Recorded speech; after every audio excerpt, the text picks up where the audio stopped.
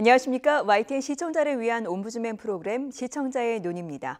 이번 주에는 12월 26일에 있었던 2017년 YTN 12월 시청자위원회 소식부터 전해드리겠습니다. 이번 시청자위원회에선 뉴스큐에 대한 의견을 나눴습니다. 평소에도 기본적으로 그런 패널 출연이 많다 보니까 현재 다루고 있는 이러한 내용들에 대한 이슈가 정말 이슈인지 아닌지 이런 생각을 좀 할 때가 많습니다. 초대 손님을 또 자주 모시고 이야기를 하다 보면 어떨 때는 이제 오전에 들었던 이야기를 오후에 또 다른 패널한테 똑같은 내용을 계속 반복해서 듣는 그런 경우도 많습니다. 그리고 이제 어떤 사건이 발생했을 때는 또 이틀에서 3일간도 계속 비슷한 내용으로 또 듣게 되고요. 사실 우리 시청자들은 요즘에 이제 우리 채널 여러 채널에서 다양한 뉴스를 많이 접하잖아요. 그래서 어떤 사고가 발생을 했을 때도 우리 YTN뿐만 아니고 다른 채널에서도 듣고 또 한 인터넷에서도 실시간 많은 검색을 하고 있기 때문에 이미 시청자들이 많은 정보를 습득하고 있고 그거를 다 알고 있어요. 그런 상황에서 계속적으로 이틀 3일씩 이렇게 이제 패널 출연하고 초대 손님을 통해서 계속 이야기하는 거는 너무 길다는 생각을 해가지고요. 그래서 그런 좀 출연 코너를 조금 줄였으면 좋겠다는 생각을 해봤습니다. 제가 또 아까 말씀드렸듯이 이런 시청자위원회를 하면서 다른 채널을 사실은 상당히 많이 보고 그럽니다. 그래서 그럴 때 보면은 느끼는 게 뭐냐면 우리는 1시간 동안에 이런 패널 출연으로 인해서 방송을 계속 이런 토론을 하는데 사실은 그 장면 외에는 볼 게 없잖아요. 근데 다른 채널을 틀면 그 1시간 동안에 수십 개의 여러 가지 뉴스들, 일반 생활, 경제 이러한 뉴스들이 실시간 계속 변하면서 화면도 또 변하면서 그렇기 때문에 1시간을 시청을 해도 재밌다라는 생각을 그런 뉴스를 재밌게 사실은 흥미있게 보게 되더라고요. 그래서 그런 부분들 그래서 우리 YTN도 세 가지 네 가지만 가지고 집중적으로 그렇게 분석하는 것보다는 다양한 생활 뉴스부터 경제 뉴스까지 여러 가지를 좀 이렇게 실시간 화면을 바꿔주면서 새로운 변화로 그런 식으로 좀 해주셨으면 좋겠다라는 생각을 해봤습니다. 이 육군 28사단이 담당하는 경기도 연천 지역 휴전선 안의 경계 초소. 아침 8시 45분쯤 짙은 안개 속에서 북한군 1명이 접근하는 것이 식별됐습니다라고 했는데 여기에 휴전선 안의 경계 초소라는 표현은 문제가 있다고 봅니다. 휴전선이라는 것은 군사 분계선을 지칭을 합니다. 이것은 휴전 또는 정전 시 대치하고 있는 양측군의 현 태세를 고정화시키거나 전선에서 병력을 분리시키기 위해서 설정하는 기준선입니다. MDL이라고 그러죠. 이 군사 분계선 남쪽 약 2km, 합해서 4km 넓이의 비무장지대가 설정되어서 그 안에 우리 GP 즉 경계 초소가 위치하고 있습니다. 그래서 휴전선 안의 경계 초소라는 표현은 적절하지 않고 비무장지대 내 경계 초소 GP 또는 전방의 GP 또는 경계 초소라고 하는 것이 바람직하다고 봅니다. 큰 문제는 아니지만 이 용어는 듣는 사람으로 하여금 그 개념 정리가 혼선을 일으킬 수 있으니까 말씀을 드립니다. 다음으로 60여 년의 역사를 가진 부산 구포 게시장 상인들이 동물 학대 논란 속에서 지자체와 협의하여 업종 변경을 하기로 하였다는 보도와 관련해서 보도 내용의 사실성을 강조하기 위한 것이라고 이해는 하지만 지난 8월 동물 학대 논란이 되었던 개의 목에다 올가미를 걸어서 자동차가 주행하는 아스팔트 길을 끌고 가는 잔인한 동영상을 모자이크 처리도 하지 않고 같은 영상을 2회나 반복적으로 방영을 하였습니다. 우리나라가 반려동물로서 개를 기르는 인구가 1,000만 명에 이른다고 합니다. 그리고 또 식용견 문화 거부감이 확산되고 있는 현실에서 지나치게 자극적이며 또 이것은 부적절한 영상 자료 보도라고 지적하고 싶습니다. 먼저 북한 병사 귀순 소식을 전할 때 귀순이라는 용어를 주로 사용했는데 귀순과 탈북을 구분하고 사용했는지 의문이 들었습니다. 귀순이라는 말을 사전에서 찾아보면 적이었던 사람이 반항심을 버리고 스스로 돌아서서 복종하거나 순종함이라는 의미를 가지고 있습니다. 탈북은 문자 그대로 북한을 탈출함 이런 뜻입니다. 즉 귀순이라는 말은 심리적으로 복종한다는 그런 정신적인 문제이고 탈북은 장소의 이동을 전제로 하는 물리적인 문제입니다. 그런데 이 보도에서나 뭐 다른 보도에서도 마찬가지겠지만 전반적으로 귀순이라는 말로 통일을 했는데 보통 귀순하면 병사나 이렇게 공적인 신분을 가진 사람들을 보통 얘기를 하고 탈북이면은 주민, 탈북 북한 주민 뭐 이렇게 해서 이런 관계가 자연스러운 것은 이러한 의미에 의한 것으로 보입니다. 귀순은 실제로 장소 이동이 없어도 가능한 것이고 탈북은 장소를 이동하고 혹시 정신적인 어떤 그 순종이 전제되지 않아도 가능한 것입니다. 이번 보도에서는 또 노크 귀순, 대기 귀순, 바다 귀순 이런 표현도 사용했는데 이 뜻이 명확하지 않은 것으로 보입니다.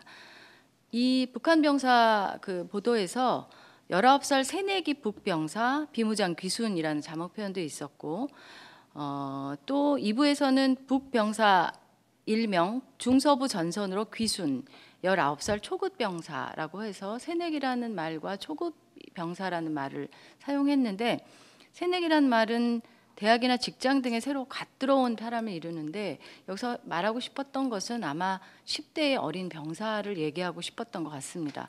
적절한 표현으로 새내기나 초급은 뭐 적절하지 않다고 보입니다. 그 다음에 조현아의 항로 변경 무죄를 보도하면서 항공기에 대해서 항로 변경으로 처벌할 수 있는지 이게 쟁점인데 항공보안법상 항로의 개념이 규정되어 있지 않아서 비행기를 탑승 게이트로 돌린 것만으로 이게 항로 변경이냐 아니냐 이거에 대한 판결 이유를 취재 기자가 자세히 설명해 줘서 시청자 입장에서 왜 무죄인지를 쉽게 이해할 수 있게 하는 좋은 태도였습니다.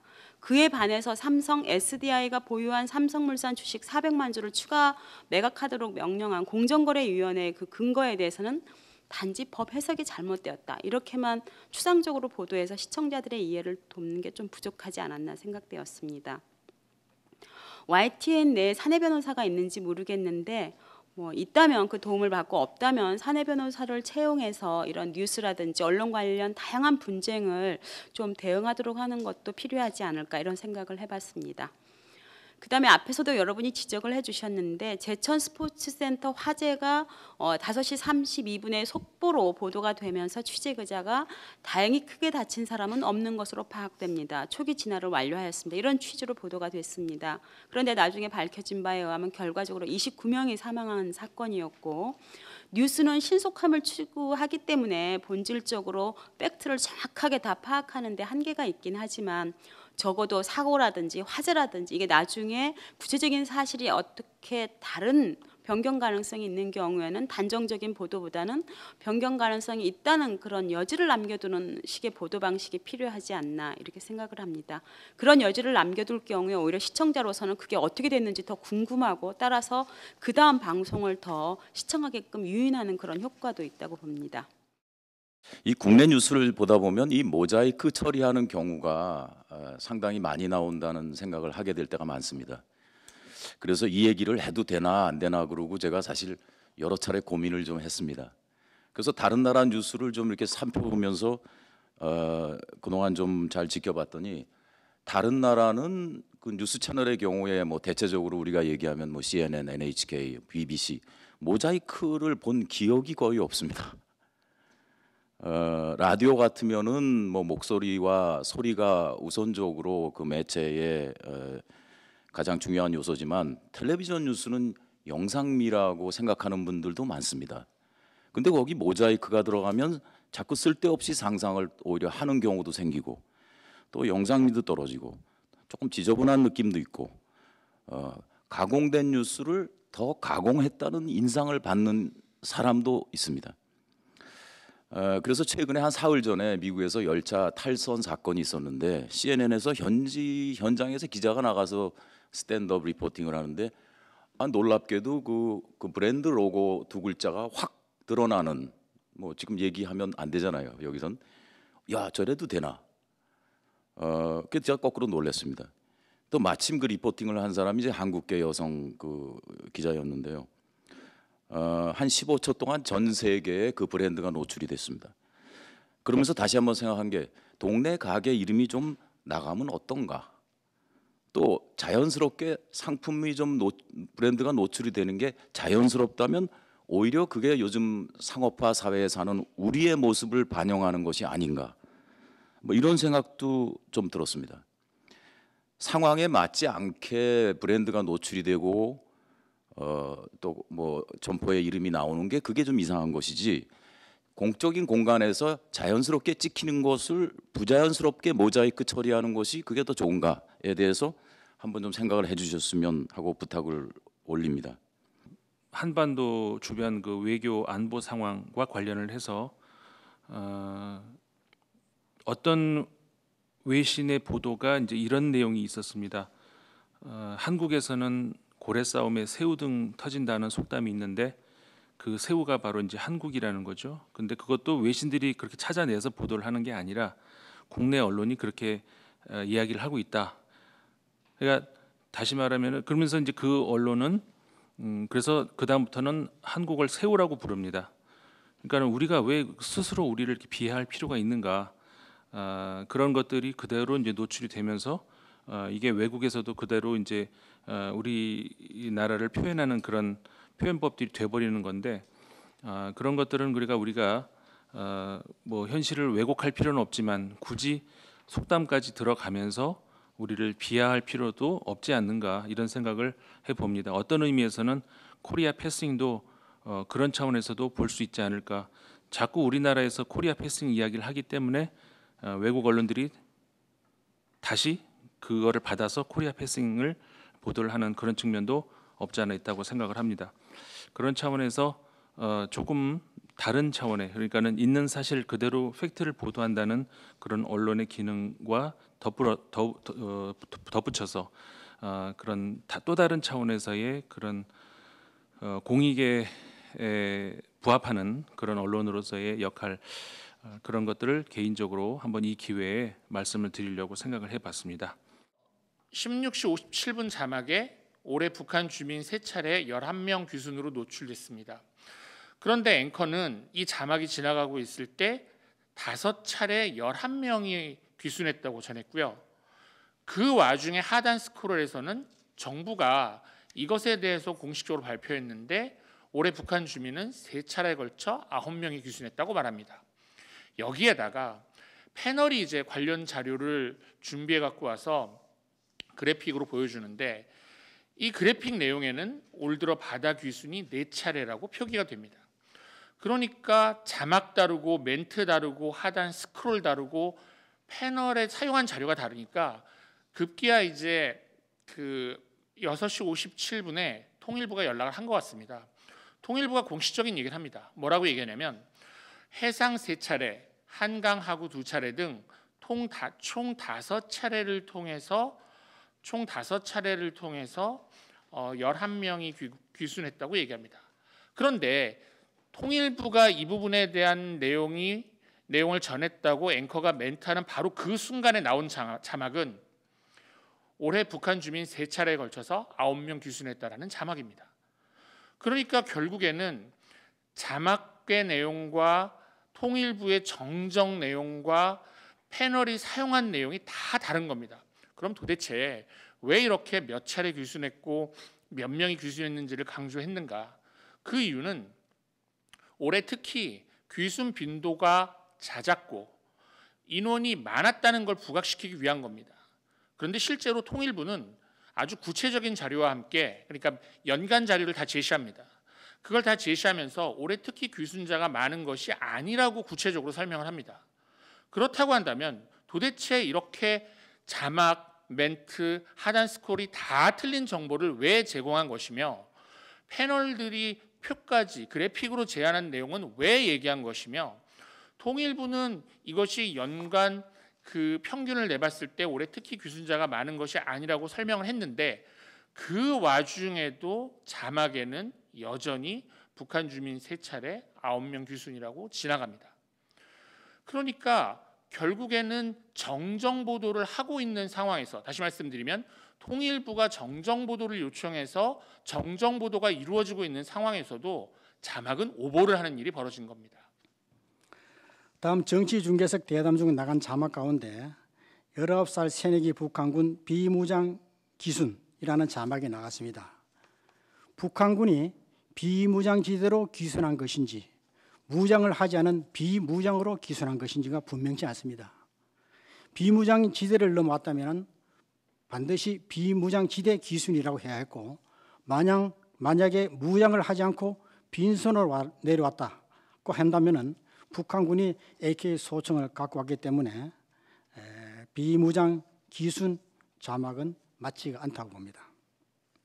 또 노크 기순이나 대기 기순, 휴전선 넘기도 제각각 자막은 출연자들이 다른 내용을 설명하는 도중에 두세 차례 나가가지고 오히려 내용 이해에 혼선이 오게 됐습니다. 또 앞서 지적이 됐지만은 올해 북한 주민 3차례 걸쳐 11명 기순 자막은 해상 3차례, 한강 하구통해 2차례 등 모두 5차례가 맞는 것으로 3차례는 잘못 표기한 것으로 보입니다. 스토리 코너에서 언양읍성 문화재 훼손범에게 2년형을 선고한 것을 놓고 네티즌들의 반응을 들어보고 또 재발 방지 대책 등을 강조한 것은 계몽 차원에서 좋았다고 생각합니다. 다만 낙서한 언양읍성 스틸 사진 한 장을 스키즘으로 조그맣게 보이지 않을 정도로 쪼개가지고 그래픽으로 내용을 설명한 것은 TV 방송을 너무 신문식으로 만들어서 다소 아쉬웠습니다. 인터넷에 찾아보니까 2장 정도 낙서한 그런 언양읍성 사진이 있었습니다. 이를 활용해가지고 훼손 장면을 크게 보여주고 그 위에 수남받는 문화재 등 관련 자막을 넣는 수고를 했더라면 내용 이해에 좀 더 도움이 됐을 것이라고 생각을 해봅니다.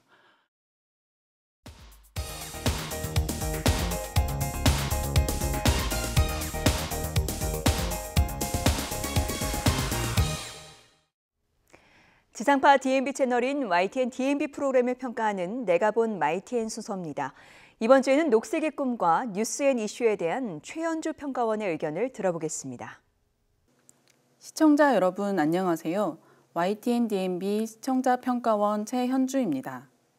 이번 겨울에는 한파와 더불어 뿌옇게 하늘을 덮은 미세먼지로 전국 곳곳에서 몸살을 앓고 있습니다. 현대사회는 미세먼지뿐만 아니라 다양한 화학물질과 유해 환경에 노출되어 있는데요. 이로 인한 환경성 질환도 함께 증가하고 있다고 합니다.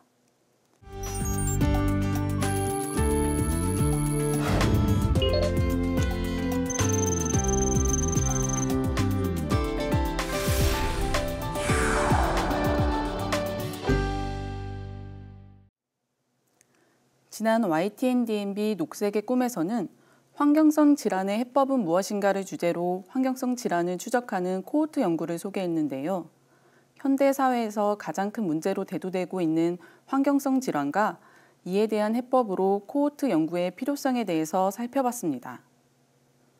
방송에서는 먼저 코호트 연구란 무엇인지 자막을 통해서 정리해주며 시작했는데요. 이번 방송 대부분의 내용이 코호트 연구에 대한 이야기를 다루고 있어 서두에서 코호트 연구의 개념을 정확히 정리해주는 것은 필요한 장치였다고 생각됩니다. 이어서 제작진은 인천 강화군의 한 마을을 찾았습니다. 조용한 시골 마을에는 폐암으로 인한 사망자가 5명이나 발생했고 남아있는 주민 중에서도 호흡기 질환으로 고통을 겪고 있는 사람들이 많다고 합니다. 그뿐만 아니라 마을 곳곳의 나무들도 죽어있는 모습이었는데요. 조용한 시골 마을에 어떤 일이 일어난 것인지에 대한 궁금증을 자아냈습니다. 주민들은 이러한 피해가 마을 근처에 공해 공장이 들어서면서부터 발생했다고 설명했는데요.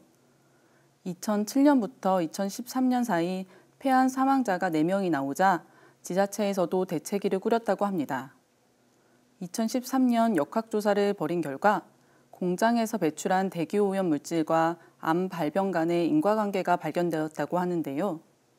환경 문제의 심각성을 여실히 보여주는 예였습니다. 마을 주민은 인터뷰에서 국민 누구나 좋은 환경에서 살 권리가 있는데 갑자기 어느 날 이런 피해가 닥쳤다고 전했는데요. 우리 주변에서 어떤 환경에 의해서 나도 모르게 환경성 질병에 걸릴 수 있다고 생각하니 해당 문제가 더욱 크게 다가왔습니다. 환경부에서는 환경성 질병에 있어서 가장 큰 어려움은 환경적 요인과 질병 간의 인과관계를 규명하는 것이라고 하는데요. 우리나라의 환경성 질환 관련 진료 인원이 2012년에 비해 2016년에는 5.7% 증가했다고 전했습니다.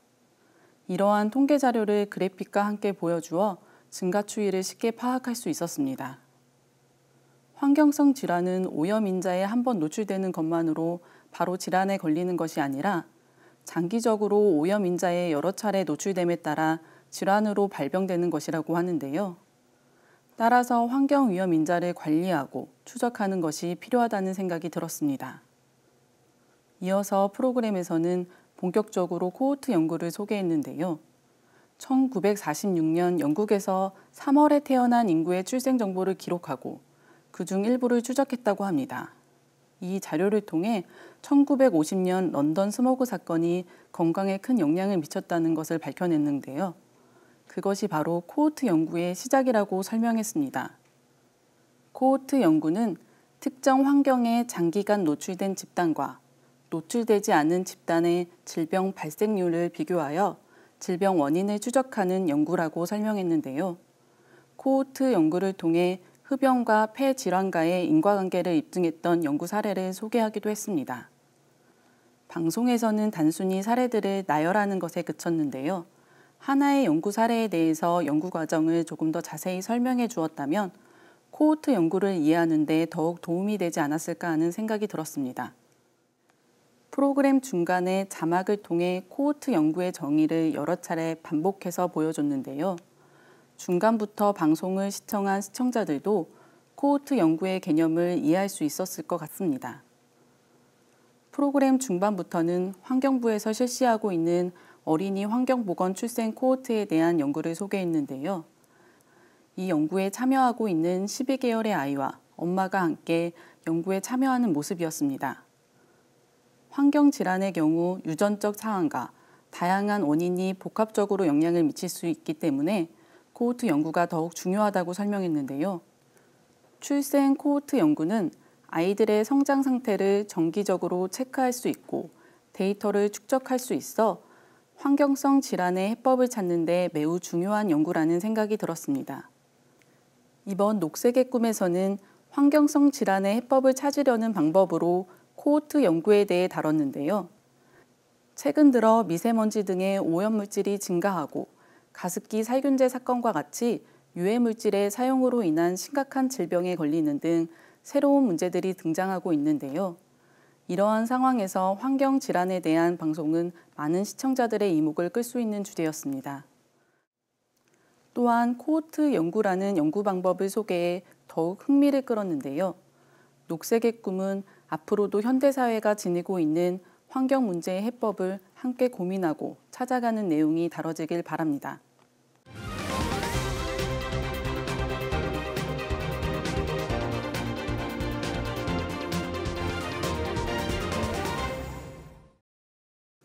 얼마 전 인기 아이돌 그룹 샤이니 멤버 종현의 사망 소식이 큰 충격을 안겼습니다. 고인은 2008년 데뷔 이후 10년 가까운 시간을 대중의 곁에서 좋은 음악과 친근한 모습으로 함께 해왔기 때문에 더욱 안타까운 소식이 아닐 수 없었는데요. YTN에서도 샤이니 멤버 종현의 사망 소식을 전했습니다. 유명인의 사망 사건, 특히 자살 사건을 보도할 때는 많은 주의가 요구되는데요. 2014년 한국기자협회와 보건복지부 중앙자살예방센터가 공동으로 자살보도 권고 기준을 마련하기도 했습니다. 그 중에는 자살에 대한 보도를 최소화해야 한다는 내용도 담겨 있는데요. 유명 연예인의 사망 소식은 청소년에게 미치는 영향이 크기 때문입니다. 보도에서는 생전 종현과 절친했던 연예계 지인이 고인의 가족과 상의 끝에 유서를 공개했다고 전했는데요. 유서에 언급된 내용에 대해서도 비교적 상세히 다루고 있었습니다. 유서 내용에서의 주요 문장을 언급하고 자살 원인을 단정하는 문장을 보도해주기도 했는데요. 이러한 내용은 보는 사람이 자살의 원인을 단정지을 수 있게 하는 내용이었습니다. 동일 혹은 유사한 어려움을 겪는 사람들이 자살을 하나의 대안으로 선택할 수 있기 때문에 이러한 보도 태도는 지양해야 할 것입니다. 또한 보도 영상에서는 병원 앞에 모여든 팬들의 모습과 빈소의 모습을 전하기도 했는데요. 이때 등장인물들을 모두 모자이크 처리하였는데 이것은 매우 필요한 장치로 보였습니다. 자살보도 권고 기준에는 자살 예방에 관한 다양하고 정확한 보도를 제공해야 한다는 것을 포함하고 있는데요. 이번 보도에서도 예방과 관련된 내용이 없어 더욱 아쉬움이 남았습니다. 이번 YTN의 보도는 재능 있는 아티스트의 죽음에 애도를 표현하고 있었는데요.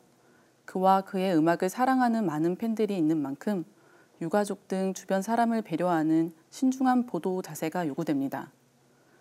특히 자살 관련 보도는 한 사람의 인생과 죽음을 다루고 있으며 유족과 주변인들에게는 잊을 수 없는 상처를 남길 수 있기 때문에 그 어느 때보다도 언론이 깊이 고민하고 공고 기준 등을 지켜나가야 할 것입니다. 고인의 음악과 밝게 웃는 모습이 사람들의 마음에서 쉽게 잊혀지지 않고 있는데요. 앞으로는 이러한 안타까운 일이 일어나지 않기를 바라며 YTN에서도 관련 보도에 더욱 세심한 배려와 주의를 기울여주길 바랍니다. 시청자의 눈은 시청자 여러분의 참여를 기다리고 있습니다. YTN 홈페이지 시청자 의견 코너에 글을 남겨주시면 좀 더 정확하고 공정한 방송을 만드는 데 참고하겠습니다. 이번 주 순서는 여기서 마치겠습니다. 함께해 주신 여러분 고맙습니다.